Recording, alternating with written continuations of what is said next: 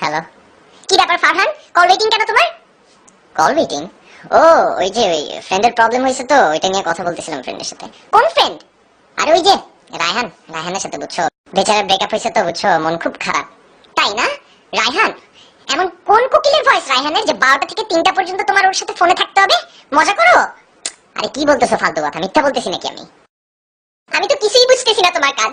রিলেশনশিপের আগে বলছো জান আমি একা, আমার কোনো ফ্রেন্ড নাই, আর প্রেম হওয়ার পর রায়হান ফারহান পয়দা হয়ে গেল না? ফালতু কথা বলবা না, ঠিক আছে? ফালতু কথা বলবা না। তোমার তো কত ছেলে ফ্রেন্ড আছে, আমি কিছু বললে তো খ্যাক করে উঠো, বলো যে ওরা আমার ভাই। ফারহান দেখো, আমার ভাইদেরকে নিয়ে একটা কথা বলবা না। ওদেরকে নিয়ে যদি একটা বাজে কথা বলছে আমি কিন্তু সহ্য করবো না, কিন্তু বলে দিলাম। সেটাই কি আমার ভাই রে বাবা রে বাবা, গুলশানে ভাইদের সাথে সীসা করতে যাও, আর আমি আমার বন্ধুর ব্রেকআপ নিয়ে কথা বললে খ্যাচকে উঠো কেন তুমি?